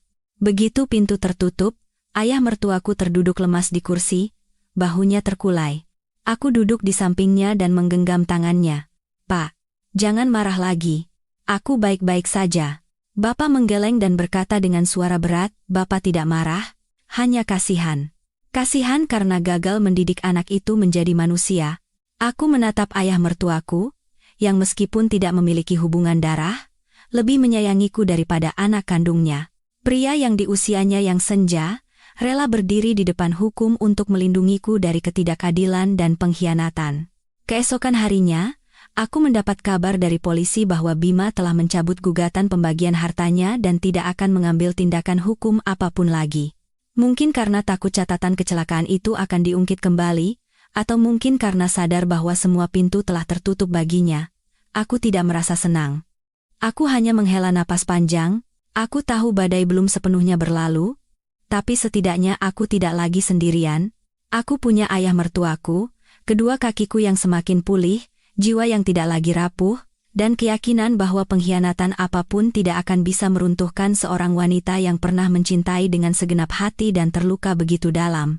Setelah Bima mencabut gugatan pembagian hartanya dan menghilang dari hidupku, udara di sekitarku terasa jauh lebih ringan. Aku tidak lagi menghabiskan malam dengan air mata atau menatap langit-langit sambil bertanya mengapa takdir begitu kejam padaku. Aku telah mengambil langkah pertama dalam perjalanan pemulihanku. Langkahku masih lambat dan goyah, tetapi setiap pagi aku tersenyum pada diriku di cermin. Senyum yang sangat tulus. Ayah mertuaku juga tidak lagi sering berdiam diri seperti dulu. Beliau mulai menceritakan kisah-kisah lama. Kisah tentang almarhumah ibu mertuaku, kisah masa mudanya yang miskin namun penuh kehangatan. Sari, kata bapak, hidup ini, pada akhirnya, cukup jika setiap pagi saat kita membuka mata, kita bisa melihat cahaya dan mendengar suara orang yang kita cintai. Aku percaya pada bapak, namun, ada sesuatu yang tidak kami duga. Hidup ternyata belum selesai menguji kami. Suatu sore, setelah makan malam dengan ayah mertuaku dan menikmati teh di balkon kamar kecil kami, bel pintu berbunyi. Aku mengira itu perawat yang datang rutin untuk memeriksa tekanan darahku, jadi aku tidak terlalu memikirkannya. Tetapi ketika ayah mertuaku membuka pintu, aku mendengar suara pria asing dengan nada sopan. "Selamat sore, Pak. Saya datang mencari Ibu Sari. Saya sudah membuat janji melalui surat." Aku terkejut. Aku tidak ingat pernah membuat janji dengan siapapun melalui surat. Saat aku mendekati pintu, seorang pria berusia sekitar 40-an berdiri di sana.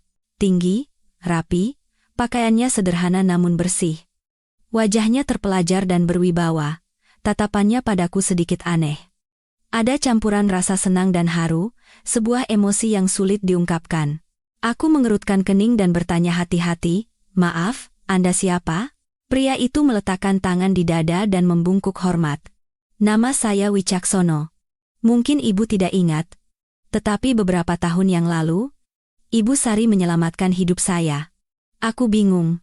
Seingatku, aku tidak pernah bertemu pria bernama Wicaksono, apalagi menyelamatkan nyawanya. Melihatku terdiam, ia tersenyum lembut. "Jika berkenan, bolehkah saya meminta waktu 15 menit?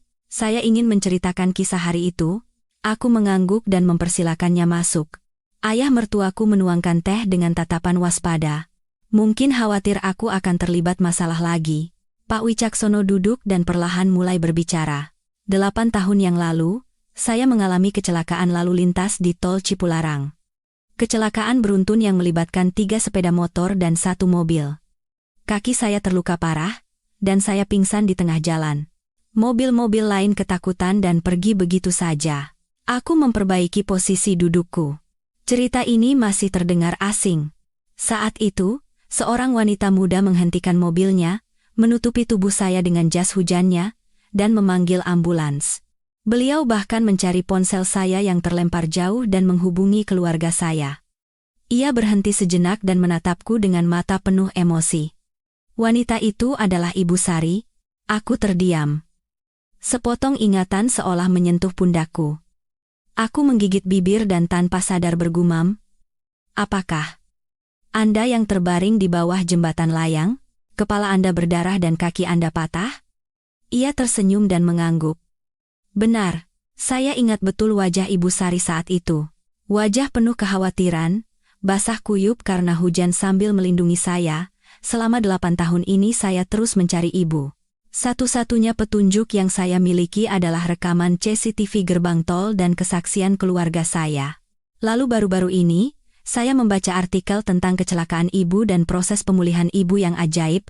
Dari sana saya tahu, Ibu adalah orang yang sama. Aku terdiam lama. Aku ingat. Tahun itu aku sedang dalam perjalanan pulang dinas. Dan hujan turun sangat deras. Saat melewati jalan sepi, seorang pria tergeletak di tengah jalan, dan tidak ada siapa-siapa di sekitarnya. Aku sangat terkejut dan berlari menghampirinya. Napasnya tersengal-sengal, aku melepas jas hujanku untuk menutupi tubuhnya dan menangis sambil menelepon ambulans. Ambulans baru tiba hampir 20 menit kemudian. Aku tidak merasa telah melakukan hal besar. Tapi bagi seseorang yang berada di ambang kematian, 20 menit itu mungkin adalah segalanya.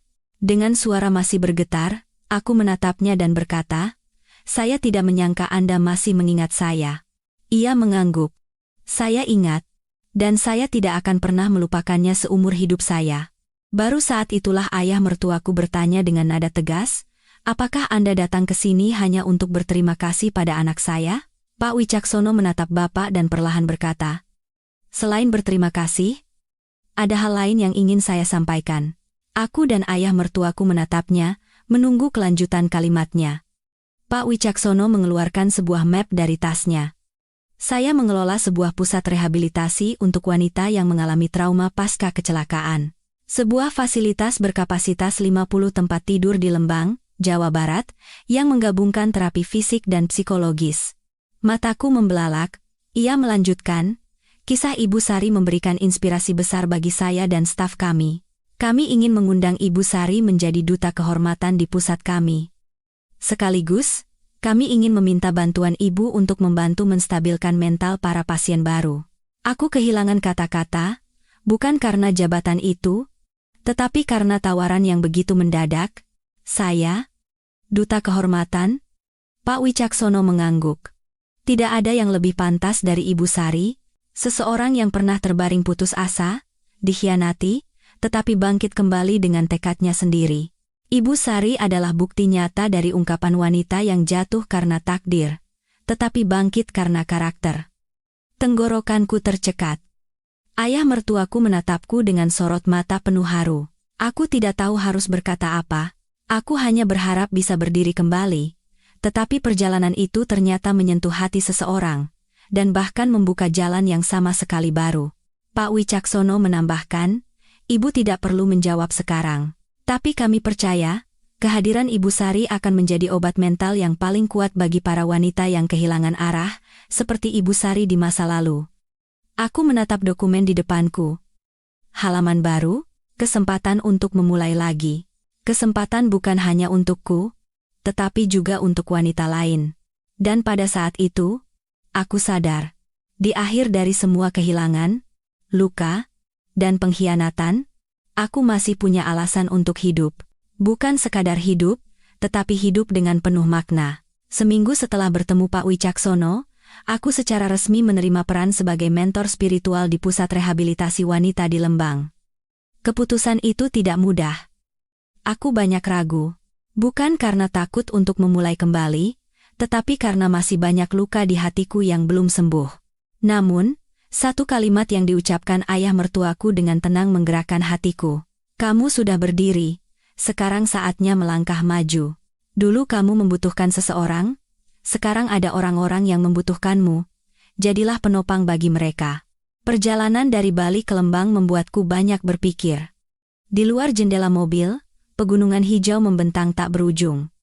Seolah di balik luka yang berlapis-lapis, terbentang jalan baru, kehidupan baru. Pusat rehabilitasi itu terletak di atas sebuah bukit kecil di Lembang. Udaranya sejuk, dengan aroma pinus dan embun gunung. Tempat ini tidak seperti rumah sakit atau pusat terapi. Semuanya tertata rapi, damai, dan hangat seperti rumah kecil. Di tamannya, bunga matahari kuning mekar dengan ceria, dan di bawah atapnya ada ayunan rotan. Kamarku secara khusus ditempatkan di sebelah perpustakaan yang berisi ratusan buku tentang kebangkitan semangat wanita. Pak Wicaksono menyambutku di gerbang depan. Senyumnya masih lembut. Tetapi ada kepercayaan yang lebih dalam di matanya dibandingkan saat pertama kali bertemu. Ia membawaku berkeliling pusat rehabilitasi, memperkenalkan ruang fisioterapi, ruang konseling psikologis, dan ruang komunitas. Aku terkejut melihat sebagian besar pasien di sini adalah wanita muda, ada yang baru berusia awal 20 konan, ada juga yang sudah di atas 40 tahun. Tetapi kesamaan mereka adalah semuanya membawa luka akibat kecelakaan, kekerasan dalam rumah tangga, pernikahan yang gagal, atau pengkhianatan. Ibu Sari yang akan memberikan percikan api semangat kepada mereka, kata Pak Wicaksono. Tidak perlu melakukan hal-hal besar. Cukup dengan berada di sisi mereka, berbagi cerita, dan mendengarkan, itu sudah lebih dari cukup. Aku memulai peran baruku dengan mengikuti pertemuan kecil, berlatih berjalan bersama mereka, mendengarkan musik, dan membaca buku. Banyak dari mereka menatapku dengan hangat, ada juga yang menangis sambil memegang tanganku setelah tahu aku pernah terbaring tak berdaya dan ditinggalkan suami bahkan sebelum lukaku sembuh. Melihat Mbak, saya jadi percaya kalau kita para wanita ada bukan hanya untuk dicintai, tapi juga untuk mencintai diri sendiri, kata seorang gadis berusia 19 tahun saat kami memandang pegunungan dari kejauhan. Kata-kata itu membelai satu bagian jiwaku yang pernah terkoyak oleh pengkhianatan orang yang kucintai. Namun, cobaan belum berakhir. Suatu sore di akhir musim gugur, saat aku sedang berjalan-jalan di taman bersama para pasien, seorang staf resepsionis memanggilku. Mbak Sari, ada tamu di lobi. Aku mengira itu kurir atau staf dari dinas sosial. Tapi saat aku turun ke lobi dan melihat orang itu, aku membeku di tempat. Seluruh tubuhku seperti dialiri listrik. Bima. Dia ada di sana. Di tangannya ada sebuah topi. Ia tampak sangat lelah dan jauh lebih kurus dari terakhir kali kulihat. Wajahnya tidak lagi angkuh, sorot matanya juga tidak lagi sombong. Tapi aku tidak lagi peduli dengan hal itu. Yang terlintas di benakku hanyalah gambaran dirinya menggandeng tangan wanita lain saat aku terbaring tak berdaya di rumah sakit. Ada urusan apa kemari? Tanyaku dingin. Bima menunduk dan berkata lirih, maaf. Aku hanya ingin bicara sekali saja. Setelah itu aku akan pergi. Saat aku hendak berbalik, ia menambahkan, aku dipecat dari perusahaan. Rina divonis 3 tahun penjara. Ibunya Rina bilang aku pembawa sial. Aku tidak punya tempat tujuan, aku berbalik dan menatapnya lurus-lurus. Jadi kamu mencariku? Tidak. Aku tidak datang untuk mengharapkan apa-apa. Aku hanya melihat beritamu di koran. Aku ingin melihat dengan mata kepalaku sendiri bahwa orang yang telah kuhancurkan ternyata masih bisa bahagia. Aku tertawa hampa. Tawa yang tidak bisa menyembunyikan kepahitan. Bahagia? Apa kamu pikir aku selamat hanya untuk menunggumu meminta maaf? Kamu sudah membunuh istrimu yang dulu. Mas Bima, sekalipun aku berdiri, sebanyak apapun yang kulakukan, aku bukan lagi wanita yang sama. Bima tidak membantah. Ia menunduk dan mengeluarkan sebuah amplop dari sakunya, meletakkannya di atas meja lobi. Ini surat pelepasan hak atas properti. Aku sudah menandatanganinya. Aslinya akan kuserahkan ke pengadilan. Aku tidak akan mengganggu rumah itu, aku terdiam. Sudah sangat terlambat, tapi setidaknya ini adalah sebuah akhir yang jelas.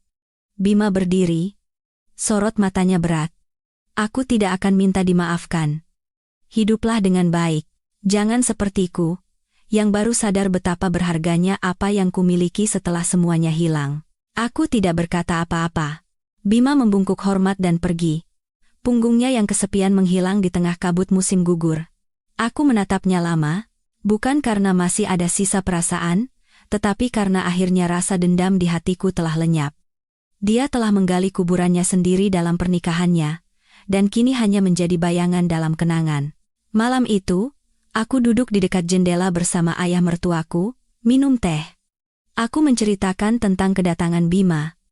Bapak mengangguk dan terdiam lama. Mungkin dia sudah sadar kesalahannya, tapi sudah terlambat. Ada kesalahan yang tidak bisa ditebus seumur hidup. Aku tersenyum. Pak, aku sudah tidak membencinya lagi. Mungkin berkat dialah aku bisa sampai di titik ini hari ini. Menjalani hidup yang lebih berharga. Mata Bapak berkaca-kaca menatapku. Bapak bangga padamu. Sungguh. Aku menggenggam erat tangan Bapak. Di kejauhan, lampu-lampu di pusat rehabilitasi mulai menyala satu persatu. Para wanita lain tertawa dan bercengkrama di halaman. Aku tahu aku tidak sendirian, dan aku berada di jalan yang benar. Setiap orang dalam hidup pasti akan menghadapi badai. Yang terpenting adalah bagaimana kita bangkit kembali setelah badai itu berlalu.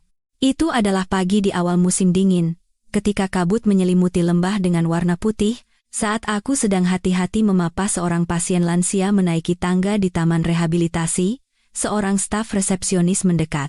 Di tangannya ada sebuah amplop surat berwarna coklat yang sedikit lusuh. Mbak Sari, ada surat. Dari penjara. Aku menegang. Dari penjara? Siapa yang mengirimiku surat dari sana? Perasaan tidak enak menyelimutiku saat aku menerima amplop itu. Tanganku bergetar saat melihat nama pengirimnya. Mita, aku duduk di sebuah bangku batu, membuka surat itu dengan perasaan campur aduk antara penasaran dan waspada. Untuk Sari, wanita yang dengan egois ingin kuhapus dari hidupmu, Sari, saat kamu memegang surat ini, aku tahu kamu tidak ingin mendengar apapun dariku, tapi aku tetap menulis. Bukan untuk meminta maaf, tapi untuk mengembalikan sepotong kebenaran yang selama bertahun-tahun kusembunyikan di dasar kebencianku. Di hari pernikahanmu dengan Bima, aku juga ada di sana. Kamu mungkin tidak mengingatku, tapi aku mengingatmu dengan jelas. Tatapanmu yang lembut, tawamu yang tenang, dan caramu merawat ayah mertua seperti ayah kandungmu sendiri. Saat itu, aku berpikir kamu sangat mirip dengan ibuku. Kamu tidak tahu, tapi ibuku, setelah bertengkar hebat dengan istri kedua ayah, pergi dari rumah dan hidup dalam kemiskinan dan penyakit, hingga suatu hari ditemukan meninggal di sebuah kamar kontrakan sempit. Aku menyalahkan ayah, juga menyalahkan ibumu dan Bima. Tapi sebenarnya, aku paling menyalahkan diriku sendiri yang tidak berdaya untuk melindungi ibuku. Kecelakaanmu, awalnya aku tidak bermaksud sejauh itu. Aku hanya ingin membuatmu takut, agar kamu bercerai dengan Bima, dan aku bisa mengambil posisimu. Aku ingin pengakuan dari ayah, tapi saat melihatmu terbaring di ranjang dan tatapan ayah yang memandangmu, aku sadar aku salah. Aku tahu aku tidak pantas dimaafkan. Tapi, untuk terakhir kalinya, aku ingin mengatakan satu hal. Yang menyelamatkanku adalah kamu. Melihatmu tidak membalas, tidak menuntut, dan dengan tegar bangkit dan hidup dengan baik, membuatku bercermin pada diriku sendiri. Bahwa kegelapan di hatiku telah merenggut segalanya dariku. Aku tidak punya apa-apa lagi sekarang. Tapi jika kamu berkenan, maukah kamu mengabulkan satu permintaan kecilku? Harapan terakhirku setelah bebas nanti adalah memindahkan abu ibuku ke kampung halamannya di Jawa Timur. Sejak diusir, ibuku tidak pernah sekalipun kembali ke sana. Dokumen-dokumen terkait ada di laci meja di kamar kontrakanku yang lama. Kuncinya dititipkan di kantor polisi. Jika kamu tidak mau membantu, aku mengerti. Tapi aku tidak punya siapa-siapa lagi untuk diminta tolong. Terima kasih telah hidup dengan tegar. Berkatmu, aku tahu apa arti martabat yang sesungguhnya. Salam, Mita. Aku melipat surat itu. Hatiku terasa berat. Angin pagi yang dingin menyapu taman, dan dedaunan bergetar halus seolah ikut terharu untukku. Aku tidak tahu harus membenci atau mengasihani Mita. Wanita yang pernah membenciku sampai ke tulang, yang menjadi dalang di balik kecelakaan yang nyaris merenggut nyawaku, kini menulis surat ini dengan hati hancur dari seseorang yang telah kehilangan segalanya. Ayah mertuaku, setelah mendengar ceritaku, terdiam lama, lalu beliau pergi ke balkon, mengeluarkan sebatang rokok, dan menyalakannya, rokok yang hanya beliau hisap saat hatinya sangat berat. Aku telah berbuat salah pada ibunya, gumam Bapak dengan pahit. Aku bertanya pelan, Pak, wasiat ini, bagaimana menurut Bapak? Bapak terdiam sejenak, lalu menjawab lirih, Bapak sudah sulit bepergian jauh sekarang. Tapi jika kamu mau, Bapak akan menemanimu. Kita harus mengantarkannya kembali sekali saja ke tempat yang ia tinggalkan dengan tidak adil. Aku mengangguk. Aku melakukan ini bukan untuk Mita. Ini untuk seorang wanita yang seumur hidupnya hidup dengan dendam karena diusir. Wanita yang belum pernah kutemui tapi anehnya terasa begitu dekat. 3 hari kemudian, aku kembali ke Jakarta, mampir ke kantor polisi, dan mengambil dokumen sesuai petunjuk di surat. Dokumennya lengkap, surat keterangan kematian, alamat kampung halaman, bahkan surat keterangan dari tetangga tentang ibu kandung Mita. Aku membawa guci abu yang tersegel dan berangkat ke Jawa Timur. Di dalam mobil, aku duduk di samping ayah mertuaku. Bapak menyiapkan 2 setel pakaian, seikat bunga krisan putih, dan sepasang sepatu tua yang katanya hadiah dari ibu Mita saat mereka masih muda. Pak, Bapak masih menyimpan sepatu itu? Tanyaku. Bapak mengangguk. Dia yang memberikannya. Saat aku pergi ujian PNS, aku memakai sepatu ini dan lulus, dan aku menikahi wanita lain. Suara Bapak tercekat, dan aku tidak bertanya lebih lanjut. Setibanya di kampung halaman ibunya, kami mencari seorang nenek yang pernah menjadi tetangganya. Nenek itu menangis terseduh-seduh saat melihat guci abu. Ya ampun, kasihan sekali dia. Dulu diusir tengah malam, tidak sempat bawa baju, hanya pakai topi usang. Aku menunduk dan memapah nenek itu. Aku mengerti, kebencian Mita bukan lahir dari kejahatan, melainkan dari penderitaan panjang seorang anak yang harus menyaksikan harga diri ibunya diinjak-injak. Aku dan ayah mertuaku memakamkan abu itu di sudut kebun di bekas rumah ibunya yang sudah lapuk. Sebelum pergi, aku melihat Bapak lama berlutut di depan makam, kedua tangannya yang gemetar menyatu.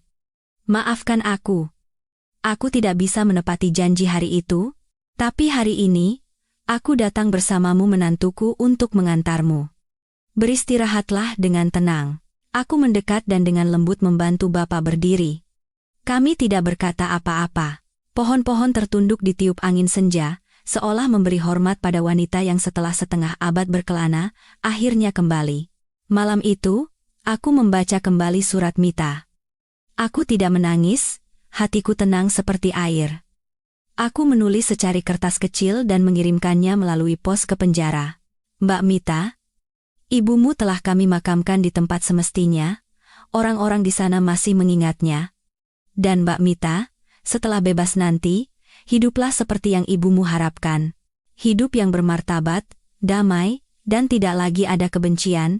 Aku tidak memaafkan, karena aku tidak punya hak untuk menghakimi. Tapi aku juga tidak lagi membenci. Aku hanya berharap, jika kamu ingin menoleh ke belakang, kamu tahu bahwa masih ada jalan untuk melangkah maju. Dari orang yang terluka olehmu. Dan juga diselamatkan olehmu, Sari. Di awal musim dingin berikutnya, Lembang mulai diselimuti kabut tebal. Anginnya bukan angin yang menusuk, tetapi hawa dingin yang meresap ke tulang membuat orang lebih mudah menghela napas dan mengenang masa lalu. Pusat rehabilitasi tempatku bekerja menjadi sangat semarak menyambut akhir tahun. Hiasan Natal digantung di koridor dan halaman, pot-pot bunga krisan berwarna hangat diletakkan di berbagai sudut. Para pasien sangat antusias menantikan acara akhir tahun. Sebuah acara di mana mereka bisa berbagi kisah pemulihan, menerima bunga, dan mendapatkan dukungan hangat dari komunitas. Aku ditugaskan untuk menyiapkan konten acara, serta memberikan pidato pembukaan dan penutupan. Selain itu, di acara hari itu, akan diumumkan daftar donatur yang telah membantu biaya pengobatan pasien yang kurang mampu. Semuanya berjalan lancar, tetapi aku tidak menyangka malam itu akan membawa hidupku ke persimpangan emosi yang lain. Sebuah jalan yang penuh dengan air mata dan kejutan. Aula dihias seperti ruang pesta yang nyaman. Di atas panggung diletakkan kursi putih, dan di bawahnya berkumpul lebih dari 100 orang, pasien, keluarga, dan staf. Aku naik ke podium, tanganku sedikit gemetar, tetapi tatapanku mantap. Aku mulai bercerita tentang perjalananku sendiri. Dari seseorang yang mengira tidak akan pernah bisa berjalan lagi, hingga menjadi orang yang membantu orang lain untuk bangkit. Setiap kata-kataku membuat mata para wanita yang duduk di bawah berkaca-kaca.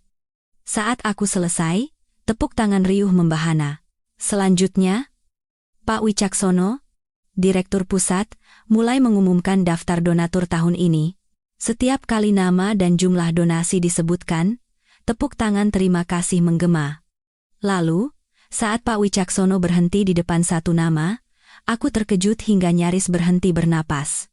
Secara khusus, kami ingin mengucapkan terima kasih yang mendalam kepada seorang donatur yang telah lama berdonasi secara anonim, tetapi tahun ini untuk pertama kalinya berkenan mencantumkan nama aslinya. Beliau telah menyumbangkan dana sebesar 5 miliar rupiah untuk biaya rehabilitasi 10 pasien kami yang sangat membutuhkan. Pak Wicaksono mengangkat kepalanya, memegang plakat penghargaan dengan nama yang terukir, dan perlahan membacanya kata demi kata. Donatur. Ibu Evi. Ibunda dari Ibu Sari. Aku membeku. Ibu? Ibuku? Aku tidak percaya dengan apa yang kudengar. Wajahku pucat pasi, mataku mencari-cari ke arah penonton seperti orang yang tersesat di tengah badai. Ibuku. Yang meninggalkanku pada nenek saat aku berusia 10 tahun dan tidak pernah sekalipun menghubungiku selama hampir 20 tahun.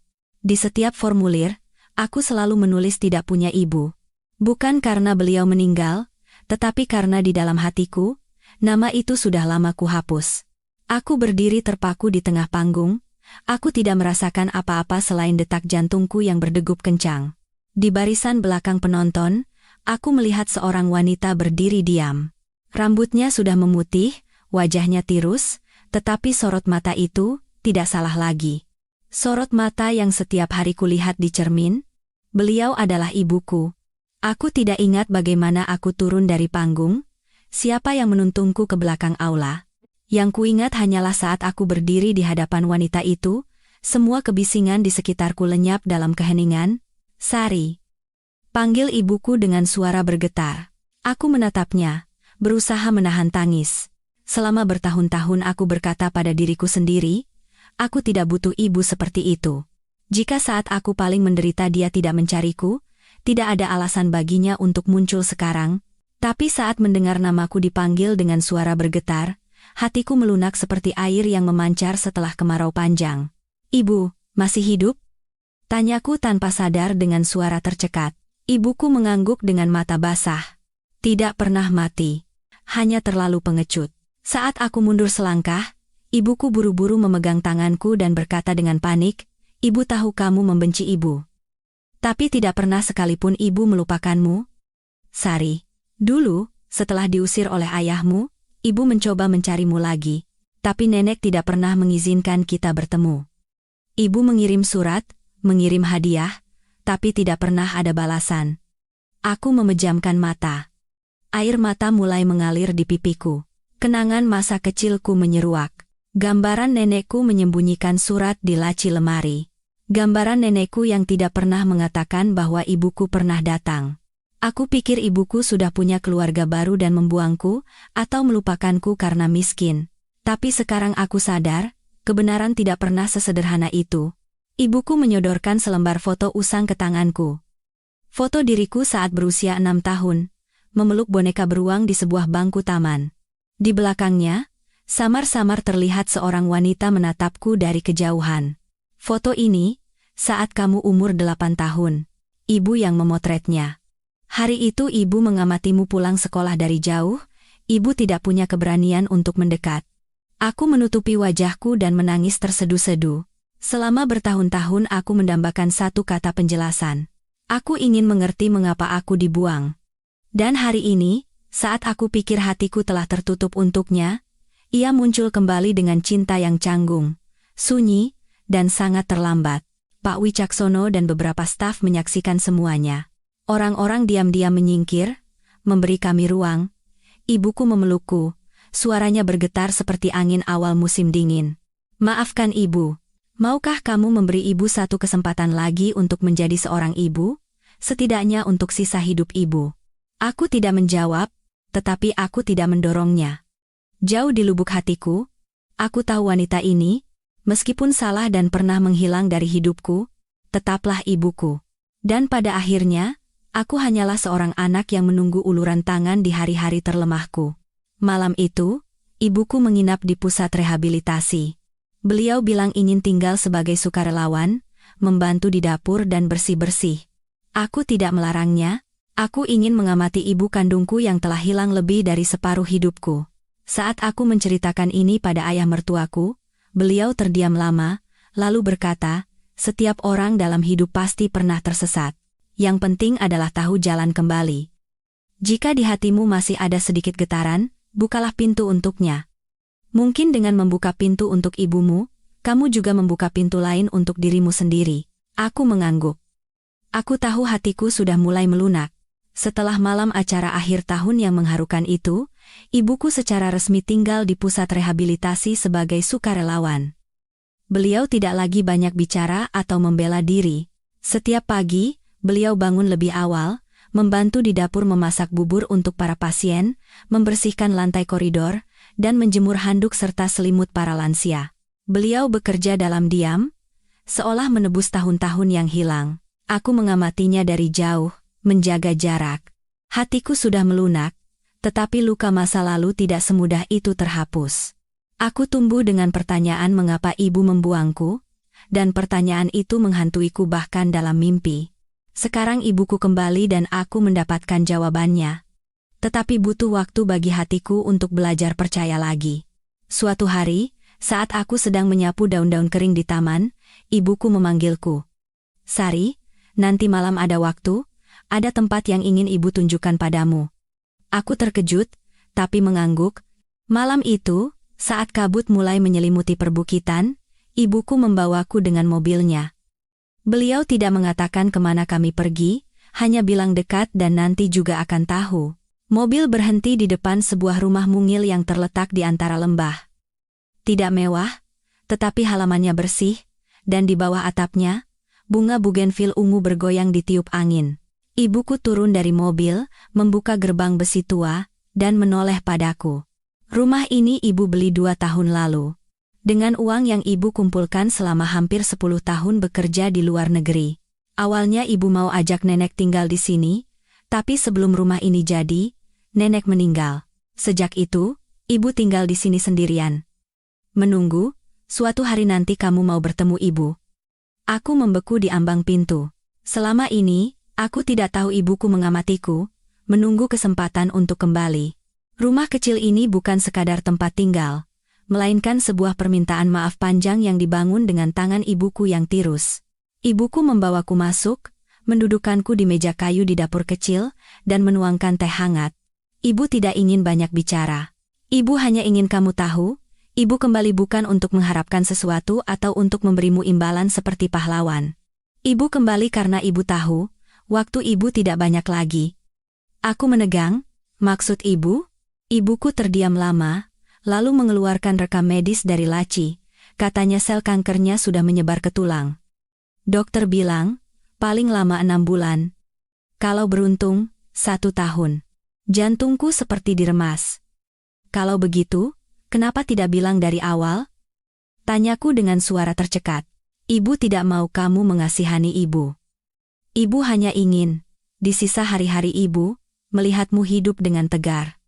Melihatmu tersenyum sambil merawat orang lain. Itu sudah cukup. Aku tidak bisa lagi menahan air mata. Aku berlari dan memeluk ibuku. Wanita yang selama masa kecilku ku benci, ku sesali, dan ku hapus dari hatiku. Kini di dalam pelukanku, ibuku begitu kurus dan lemah, tetapi sorot matanya masih bersinar karena cinta. Ibu, aku sudah memaafkan ibu. Sungguh, tolong jangan bilang kata-kata perpisahan lagi. Ibuku menepuk-nepuk punggungku pelan, seperti saat aku kecil. Terima kasih, putriku. Sejak hari itu, aku membawa ibuku kembali ke pusat rehabilitasi. Setelah berdiskusi dengan Pak Wicaksono, kami sepakat agar ibuku tinggal sebagai anggota keluarga, bukan karena sakit, tetapi agar ia punya alasan untuk hidup. Di mata pasien lain, ibuku menjadi sosok ibu besar yang selalu perhatian, lembut, dan penyayang.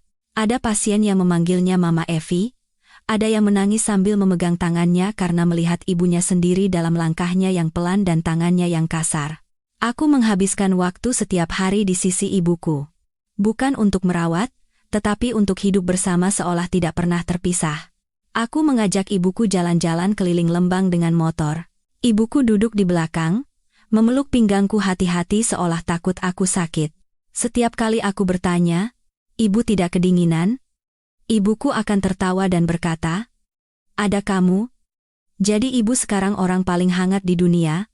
3 bulan kemudian, kesehatan ibuku mulai menurun drastis. Saat demam di malam hari, aku akan duduk di sampingnya, menyeka dahinya, dan menyuapinya bubur sesendok demi sesendok. Dulu, aku juga pernah terbaring seperti itu, dirawat oleh ayah mertuaku. Sekarang aku mengerti bagaimana cinta itu diwariskan. Ayah mertuaku juga sesekali datang ke Lembang untuk menjenguk kami. Suatu kali, Bapak berkata, "Dulu, aku tidak tahu cara menjaga orang yang ada di sisiku. Sekarang melihatmu, hati Bapak tenang. Aku tahu Bapak tidak hanya memikirkan ibuku, tetapi juga Ibu Mita, dan bahkan Ibu Bima yang menjadi sumber luka. Aku sadar, memaafkan bukanlah menghapus masa lalu, tetapi belajar untuk tidak lagi dikuasai olehnya." Memasuki bulan keempat, ibuku tidak bisa lagi berjalan. Pusat rehabilitasi menyiapkan kamar khusus untuknya di dekat jendela yang menghadap ke Taman Mawar. Aku meletakkan pot anggrek kesukaan ibuku di dekat jendela. Suatu pagi, saat aku sedang mencuci muka, seorang perawat berlari masuk. "Mbak Sari." Ibu Evi mencari Mbak. "Cepat." Aku berlari ke kamar ibuku. Ibuku berbaring miring, matanya setengah terpejam, napasnya lemah. Aku memegang tangannya. "Ibu, aku di sini." Ibuku membuka mata dan tersenyum lemah. "Terima kasih, sudah mengizinkanku menjadi ibu lagi." Aku menangis dan membenamkan wajahku di dada ibuku. "Tidak, Bu. Ibu tidak pernah bukan ibuku. Kita hanya sedikit terlambat." Ibuku menggenggam tanganku dengan sisa tenaganya dan menggerakkan bibirnya, "Hiduplah dengan bahagia. Jangan hancur. Banyak orang di dunia ini yang membutuhkanmu." Itu adalah kata-kata terakhir ibuku. Ibuku pergi dengan tenang, seperti kelopak bunga yang gugur ditiup angin. Tanpa keributan, tanpa rasa sakit, hanya meninggalkan aroma samar di antara mereka yang ditinggalkan. Aku mengadakan upacara peringatan untuk ibuku di pusat rehabilitasi. Semua orang datang, meletakkan bunga dan menyalakan lilin di samping foto ibuku. Aku bercerita kepada mereka tentang perpisahan selama 20 tahun dan pertemuan kembali yang, meskipun terlambat, terasa utuh. Aku menutup ceritaku dengan satu kalimat yang kupelajari dari perjalanan ibuku, ayah mertuaku, dan diriku sendiri. Terkadang, keluarga bukanlah orang yang tidak pernah menyakiti kita, melainkan orang yang, bahkan di saat-saat terakhir, memberi kita kesempatan untuk mencintai kembali. Aku tetap tinggal di pusat rehabilitasi, bukan lagi hanya sebagai sosok inspiratif, tetapi menjadi orang yang membangun program kesehatan mental dan kegiatan berbagi. Aku membuka sebuah perpustakaan kecil atas nama ibuku, Perpustakaan Evi, Sari. Tempat untuk mencatat perjalanan para wanita yang pernah patah, tetapi belajar untuk bangkit kembali. Aku tidak lagi takut pada kegelapan. Karena aku tahu, hanya di dalam kegelapanlah kita menyadari betapa berharganya cahaya. Dalam hidup, tidak ada yang bisa menghindari saat-saat terjatuh. Ada yang jatuh karena penyakit, ada yang karena pengkhianatan, ada yang karena kehilangan. Tetapi selama kita tidak menyerah pada diri sendiri, sekalipun seluruh dunia memunggungi kita, masih ada jalan untuk terus melangkah. Sari, saat terbaring di ranjang, ditinggalkan suami, dan diabaikan keluarga, mengira hidupnya telah berakhir. Tetapi tidak. Di masa-masa tergelapnya, ia menemukan cahaya dari ayah mertuanya yang pendiam, dari ibunya yang kembali terlambat, dan yang terpenting, dari hatinya sendiri yang kuat. Dan pelajaran terbesar dari kisah ini adalah, ketika Anda percaya bahwa Anda pantas hidup dengan terhormat, orang-orang yang juga bermartabat akan datang ke dalam hidup Anda.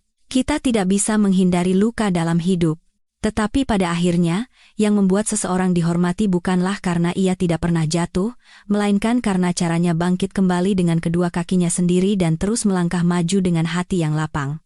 Sahabat setia, jika kisah ini menyentuh hati Anda, jika Anda meneteskan air mata atau merasakan simpati, jangan lupa untuk berlangganan kanal Kisah Senja, agar terus bersama kami dalam cerita-cerita yang bermakna dan hangat seperti ini. Setiap video adalah sebuah kehidupan, dan setiap cerita adalah sebuah penghiburan. Terima kasih telah menyimak hingga akhir. Semoga Anda semua selalu dalam keadaan damai, sehat, dan memiliki hati yang kuat untuk mencintai diri sendiri dan orang-orang di sekitar Anda.